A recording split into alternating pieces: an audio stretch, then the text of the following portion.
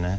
A gente vê que as denúncias, no caso específica da merenda, envolve alguns partidos, então, na esfera federal, outros partidos, todos eles, de alguma maneira, envolvidos em alguma falcatrua. Então, nós realmente vivemos um período grave de representatividade, um problema sério da construção dos partidos, alguns partidos antigos, todos eles passando por uma dificuldade, por uma decadência do ponto de vista moral, do ponto de vista ético e não tem muita saída, porque o sistema político nosso, ele é baseado na relação com os partidos. Você elege, embora as pessoas, elas têm que estar obrigatoriamente atreladas a um partido. Então, temos um sério problema, porque não tem como extinguir, não há um processo que permita que você extingua os partidos.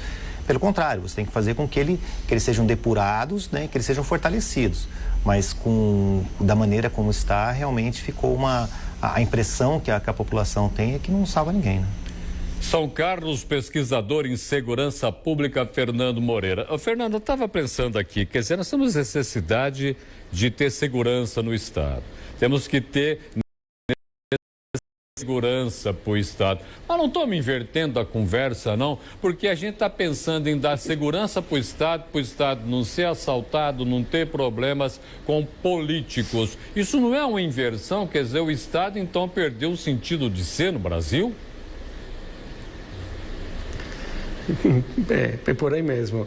Antes de responder essa questão, eu quero fazer uma observação. Eu não diria que é cérebro, coração e sexo. É cérebro, coração e bolso, tá?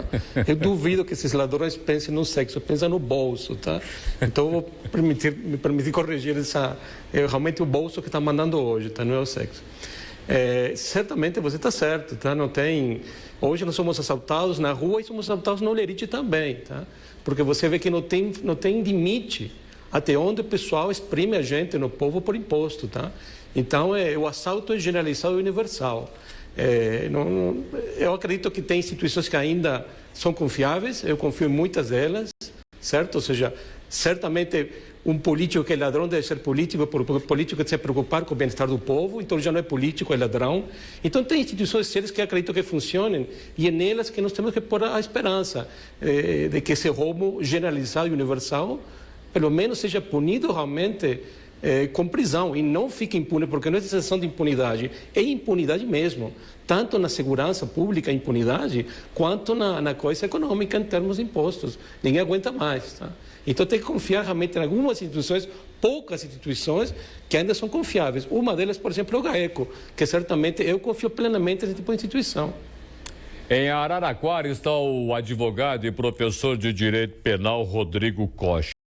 Afinal de contas, a gente tem todos os problemas levantados. A lei prevê pena para esse tipo de infração, esse tipo de assalto, esse tipo de crime? Que tipo de lei nós temos para isso?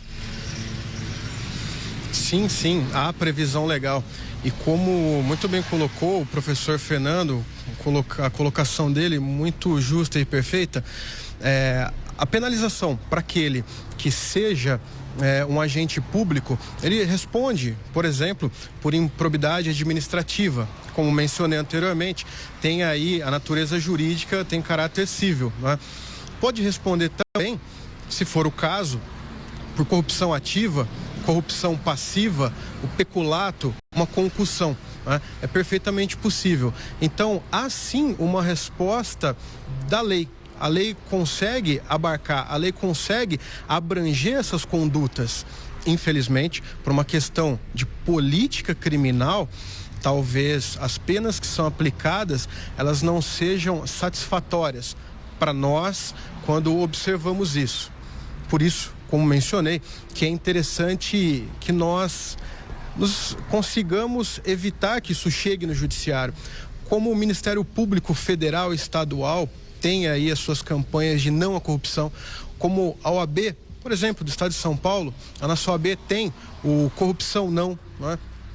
Como vários órgãos de classe estão tentando disseminar esse não à corrupção. Se cada um de nós dissermos não à corrupção, com certeza nós conseguiremos extirpar esse câncer que, infelizmente, tem matado aos poucos o dinheiro público, a sociedade de uma forma geral. Boa, Sertãozinho, conversar com o ex-presidente da OAB, deixa eu acertar, senão o atual presidente vai ficar bravo com nós dois, principalmente com nós aqui do Jornal da Clube. Joanilson, o Sertãozinho teve problema aí recentemente com verba na saúde, né? Então precisa também ficar atento àquilo que acontece no município. O sertanezino está atento àquilo que aconteceu? Está sim. Esse processo aqui até foi interessante você lembrar que foi um processo feito de forma sigilosa, trabalhou-se tecnicamente e de forma correta. O delegado teve um equilíbrio e o Ministério Público muito grande, onde chegou à conclusão do inquérito e agora foi para a ação penal, e você não colocou antes da ação penal descrédito às pessoas. A minha preocupação e de alguns juristas tem sido nessa fala de corrupção da lei. E isso é um perigo porque